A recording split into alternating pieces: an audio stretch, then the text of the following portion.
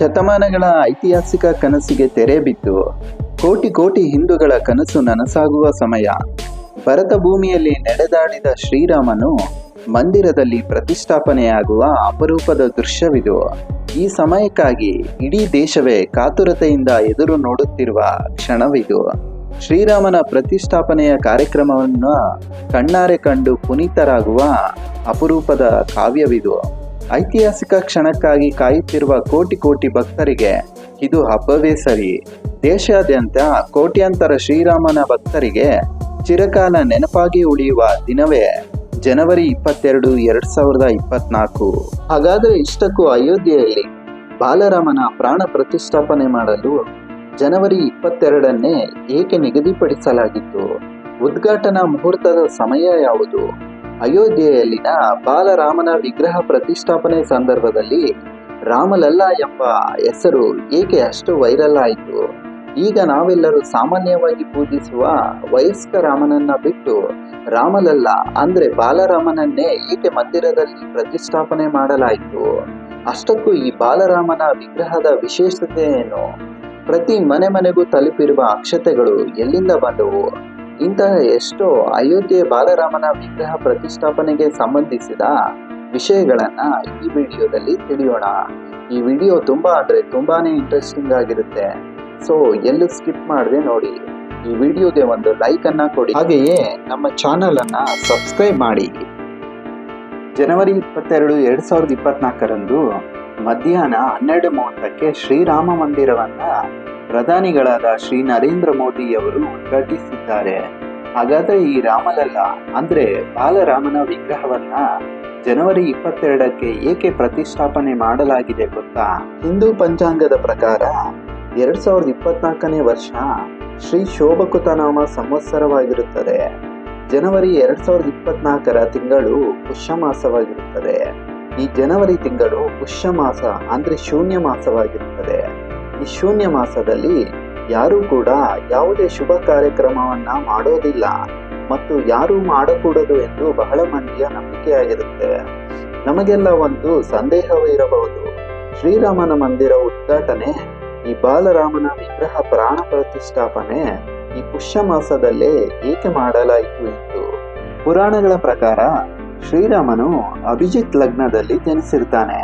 ಈ ಅಭಿಜಿತ್ ಮುಹೂರ್ತ ಜನವರಿ 22 ಬೆಳಿಗ್ಗೆ 11:51 ಮಧ್ಯಾಹ್ನ 12:32 ಇರುತ್ತೆ. ಶ್ರೀರಾಮ ಜನಿಸಿದ ಈ ಮುಹೂರ್ತದಲ್ಲೇ ಅಂದ್ರೆ ಜನವರಿ 22ನೇ ತಾರೀಕಿನ ಮಧ್ಯಾಹ್ನ 12:30 ಒಳಗೆ ಬಾಲರಾಮನ ಪ್ರಾಣ ಪ್ರತಿಷ್ಠಾಪನೆ ಮಾಡಲು ನಿರ್ಧರಿಸಿರ್ತಾರೆ. ಹಾಗೆಯೇ ಅಭಿಜಿತ್ ಮುಹೂರ್ತದಲ್ಲಿ ಶಿವನು ತ್ರಿಪುರಾಸುರನನ್ನ ಕೊಂದಿದ್ದು ಎಂದು ಚರಿತ್ರೆ ಹೇಳುವುದು. ಈ ಮುಹೂರ್ತ ಶತ್ರುಗಳ ಪತನಕ್ಕೆ ಸೂಕ್ತವೆಂದು, ಈ ಸಮಯವು ಯಾವಾಗಲೂ ವಿಜಯದ ಸಂಕೇತವು ಎಂದು ನಂಬಲಾಗಿದೆ. ಇನ್ನೊಂದು ಪ್ರಮುಖ ಕಾರಣವೆಂದರೆ ಮೃಗಶಿರ ನಕ್ಷತ್ರ. ಜನವರಿ 22ರಂದು ಸೋಮವಾರ ಮೃಗಶಿರ ನಕ್ಷತ್ರವು ಬೆಳಿಗ್ಗೆ 3:52 ಪ್ರಾರಂಭವಾಗಿ ಜನವರಿ 23ರ ಮಂಗಳವಾರ ಬೆಳಿಗ್ಗೆ 4:58 ಇರುತ್ತದೆ. ಇದು ಕೂಡ ತುಂಬಾ ಶುಭಪ್ರದವಾದ ಸಮಯವೆಂದು ಭಾವಿಸುವರು. ಏಕೆಂದ್ರೆ ಹಿಂದೂ ಪಂಚಾಂಗದ ಪ್ರಕಾರ ಮೃಗಶಿರ ನಕ್ಷತ್ರವು ಬಹಳ ಪವಿತ್ರವಾದ ನಕ್ಷತ್ರವೆಂದು ಭಾವಿಸುವರು. ಈ ಎಲ್ಲಾ ಕಾರಣಗಳಿಂದಾಗಿ ಜನವರಿ 22ರಂದು ಅಯೋಧ್ಯೆಯ ರಾಮ ಮಂದಿರ ಉದ್ಘಾಟನೆ ಮತ್ತು ಬಾಲರಾಮನ ಪ್ರಾಣ ಪ್ರತಿಷ್ಠಾಪನೆ ಕಾರ್ಯಕ್ರಮಗಳನ್ನ ಮಾಡಲು ನಿರ್ಧರಿಸಿರುತ್ತಾರೆ. ಅಯೋಧ್ಯೆಯ ರಾಮ ಮಂದಿರದಲ್ಲಿ ರಾಮಲಲ್ಲ ಅಂದ್ರೆ ಬಾಲರಾಮನ ಪ್ರಾಣ ಪ್ರತಿಷ್ಠೆಯನ್ನ 84 ನಿಮಿಷಗಳ ಕಾಲಾವಧಿಯಲ್ಲಿ ನೆರವೇರಿಸುತ್ತಾರೆ. ಹಾಗಾದ್ರೆ ಪ್ರಾಣ ಪ್ರತಿಷ್ಠೆ ಅಂದ್ರೆ ಏನು, ಇದನ್ನ ಏಕೆ ಮಾಡ್ತಾರೆ ಅನ್ನೋ ವಿಷಯವನ್ನ ಈಗ ತಿಳಿಯೋಣ. ಸನಾತನ ಧರ್ಮದಲ್ಲಿ ಯಾವ ದೇವರ ವಿಗ್ರಹಗಳಾದರೂ ಬಹಳ ಮುಖ್ಯವೆಂದು ಭಾವಿಸುತ್ತಾರೆ. ಹಾಗಾಗಿ ವಿಗ್ರಹ ಪ್ರತಿಷ್ಠಾಪನೆ ಸಮಯದಲ್ಲಿ ಪ್ರಾಣ ಪ್ರತಿಷ್ಠೆ ಮಾಡುತ್ತಾರೆ. ಪ್ರಾಣ ಪ್ರತಿಷ್ಠಾಪನೆ ಇಲ್ಲದೆ ಯಾವ ವಿಗ್ರಹವು ಪೂಜೆಗೆ ಅರ್ಹವಲ್ಲವೆಂದು ಭಾವಿಸುವವರು. ಹಾಗಾಗಿ ಪ್ರಾಣ ಪ್ರತಿಷ್ಠೆ ಮುಖಾಂತರ ವಿಗ್ರಹಕ್ಕೆ ಪ್ರಾಣ ಶಕ್ತಿಯನ್ನು ತುಂಬುವ ಮೂಲಕ ಆ ವಿಗ್ರಹ ದೈವವಾಗುತ್ತೆ ಎಂಬುದು ನಮ್ಮ ನಂಬಿಕೆಯಾಗಿದೆ. ಪ್ರಾಣ ಪ್ರತಿಷ್ಠೆ ಎಂದರೆ ಹಿಂದೂ ದೇವಾಲಯದ ಮೂರ್ತಿಯನ್ನು ಪ್ರತಿಷ್ಠಾಪಿಸಿದ ವಿಧಿ ಅಥವಾ ಸಮಾರಂಭವನ್ನ ಸೂಚಿಸುತ್ತದೆ. ಇಲ್ಲಿ ದೇವರನ್ನ ನಿವಾಸದ ಅತಿಥಿಯಾಗಿಸಲು ಆಹ್ವಾನಿಸಲು ಸ್ತೋತ್ರಗಳು ಮತ್ತು ಮಂತ್ರಗಳನ್ನ ಪಠಿಸಲಾಗುತ್ತದೆ. ಈ ಆಚರಣೆಯು ಹಿಂದೂ ದೇವಾಲಯಕ್ಕೆ ಜೀವವನ್ನ ತುಂಬುತ್ತದೆ. ಆ ವಿಗ್ರಹಕ್ಕೆ ದೈವತ್ವ ಮತ್ತು ಆಧ್ಯಾತ್ಮಿಕತೆಯ ಅಸಂಖ್ಯಾತ ಉಪಸ್ಥಿತಿಯನ್ನ ತಂದುಕೊಡುತ್ತದೆ. ಯಾವುದಾದರೂ ವಿಗ್ರಹ ಪ್ರತಿಷ್ಠಾಪನೆ ಸಂದರ್ಭದಲ್ಲಿ ಆ ವಿಗ್ರಹವನ್ನ ಸಜೀವವಾಗಿಸಲು ಪ್ರಾಣ ಪ್ರತಿಷ್ಠೆ ಮಾಡುತ್ತಾರೆ. ಪ್ರಾಣ ಎಂದರೆ ಶಕ್ತಿ ಎಂದರ್ಥ, ಪ್ರತಿಷ್ಠೆ ಎಂದರೆ ಸ್ಥಾಪನೆ ಎಂದರ್ಥ. ಹೀಗೆ ಅಯೋಧ್ಯೆ ಮಂದಿರದಲ್ಲಿ ಪ್ರತಿಷ್ಠಾಪನೆ ಮಾಡಿದ ಬಾಲರಾಮನ ವಿಗ್ರಹವು 51 ಇಂಚುಗಳ ಎತ್ತರವನ್ನು ಹೊಂದಿದೆ. 1.5 ಟನ್ ತೂಕವನ್ನು ಹೊಂದಿದೆ. ವಿಶೇಷತೆ ಎಂದರೆ ಶ್ರೀರಾಮನ ವಿಗ್ರಹ ರಚಿಸಲು ಬಳಸಿರುವ ಕಲ್ಲನ್ನ ನಮ್ಮ ಕರ್ನಾಟಕದಿಂದ ತಂದದ್ದಾಗಿದೆ. ಜನವರಿ 22ರಂದು ಪ್ರತಿಷ್ಠಾಪಿಸಿದ ರಾಮಲಲ್ಲಾನ ವಿಗ್ರಹವು ಕರ್ನಾಟಕದಲ್ಲಿ ದೊರೆತ ಕಲ್ಲಿನಿಂದ ಮಾಡಲಾಗಿದೆ. ಈ ಒಂದು ಅದ್ಭುತ ಕಲ್ಲು ನಮ್ಮ ಕರ್ನಾಟಕದ ಮೈಸೂರು ಸಮೀಪದ ಹೆಗ್ಗಡದೇವನ ಕೋಟೆಯ ಗುಜ್ಜೇನಗೌಡನಪುರದ ಗ್ರಾಮದ ರೈತ ರಾಮದಾಸ್ ಅವರ ಜಮೀನಿನಲ್ಲಿ ಸಿಕ್ಕಂತಹ ಕೃಷ್ಣಶಿಲೆಯ ಕಲ್ಲಾಗಿದೆ. ಇನ್ನೊಂದು ಪ್ರಮುಖ ವಿಚಾರವೆಂದರೆ ಬಾಲರಾಮನ ವಿಗ್ರಹ ರೂಪಿಸಿದ ಶಿಲ್ಪಿ ಕರ್ನಾಟಕದವರೇ. ಮೈಸೂರಿನ ಶಿಲ್ಪಿ ಅರುಣ್ ಯೋಗರಾಜರವರು ನಾವು ಈಗ ನೋಡುತ್ತಿರುವ ಬಾಲರಾಮನ ವಿಗ್ರಹವನ್ನು ರೂಪಿಸಿದ್ದಾರೆ. ರಾಮಲಲ್ಲಾನ ವಿಗ್ರಹದಲ್ಲಿ ವಿಷ್ಣುವಿನ ದಿವ್ಯತೆ, ರಾಜಕುಮಾರನ ತೇಜಸ್ಸು, ಮಗುವಿನ ಮುಗ್ಧತೆಯನ್ನ ಕಾಣಬಹುದು. ಅಯೋಧ್ಯೆಯ ಮಂದಿರದ ಬಾಲರಾಮನ ವಿಗ್ರಹವು ರಾಮಲಲ್ಲ ಎಂಬ ಹೆಸರಿನಿಂದ ತುಂಬಾ ಪ್ರಖ್ಯಾತವಾಗಿದೆ. ಬಾಲರಾಮ ಮತ್ತು ರಾಮಲಲ್ಲ ಈ ಎರಡು ಹೆಸರುಗಳ ಅರ್ಥ ಒಂದೇ ಆಗಿದೆ.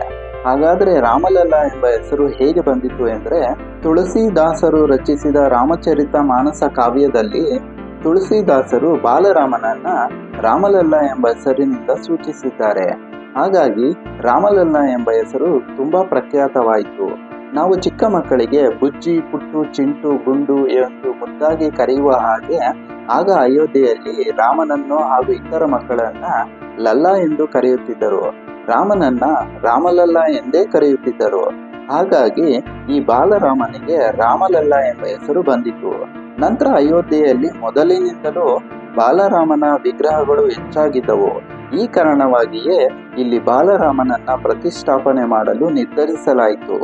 ಇನ್ನು ಪ್ರತಿ ಮನೆಗೂ ಬಂದಿರುವ ಅಕ್ಷತೆಗಳ ವಿಚಾರಕ್ಕೆ ಬಂದ್ರೆ, ಹಳೆಯ ರಾಮನ ಗುಡಿಯಿಂದ ಬಂದಂತಹ ಅಕ್ಷತೆಗಳಾಗಿವೆ. ರಾಮನ ಅನುಗ್ರಹ ಎಲ್ಲರಿಗೂ ಸಿಗಲಿ ಎಂದು ಈ ರೀತಿಯ ವಿನೂತನ ಕಾರ್ಯಕ್ರಮವನ್ನ ಅಲ್ಲಿನ ದೇವಾಲಯ ಟ್ರಸ್ಟ್ನವರು ತೀರ್ಮಾನಿಸಿ ಇಡೀ ದೇಶದಾದ್ಯಂತ ಆ ಅಕ್ಷತೆಗಳನ್ನು ಕಳುಹಿಸಿಕೊಟ್ಟಿದ್ದಾರೆ. ಅಯೋಧ್ಯೆಯಲ್ಲಿನ ಶ್ರೀರಾಮ ಮಂದಿರ ಉದ್ಘಾಟನಾ ಸಮಾರಂಭಕ್ಕೆ ದೇಶದ ವಿವಿಧ ಭಾಗಗಳಿಂದ ಉದ್ಯಮಿಗಳನ್ನ, ಗಣ್ಯರನ್ನ, ಸಿನಿ ಪ್ರಮುಖರನ್ನ, ರಾಜಕೀಯ ನಾಯಕರನ್ನ, ಮಠಾಧಿಪತಿಗಳನ್ನ, ಕ್ರೀಡಾಕಾರರನ್ನ ಹಾಗೂ ಮುನಿಗಳನ್ನ ಹೀಗೆ ಸುಮಾರು 5,000 ಮಂದಿಗೆ ಆಹ್ವಾನವನ್ನ ನೀಡಲಾಗಿತ್ತು. ತಿರುಪತಿಯಲ್ಲಿ ಲಡ್ಡು ಪ್ರಸಾದ ಕೊಡ್ತಾರೆ, ಪೂರಿಯಲ್ಲಿ ಕಾಜಾ ಪ್ರಸಾದ ಕೊಡ್ತಾರೆ, ಶಿರ್ಡಿಯಲ್ಲಿ ಕೋವಾ ಪ್ರಸಾದ ಕೊಡ್ತಾರೆ. ಹೀಗೆ ದೇಶದ ಒಂದೊಂದು ಗುಡಿಯಲ್ಲಿ ಒಂದೊಂದು ಪ್ರಸಾದ ಕೊಡುವ ಹಾಗೆ ಅಯೋಧ್ಯೆಯಲ್ಲಿ ಯಾವ ಪ್ರಸಾದವನ್ನ ಕೊಡ್ತಾರೆ ಗೊತ್ತಾ? ಇಲಾಚಿ ದಾನ.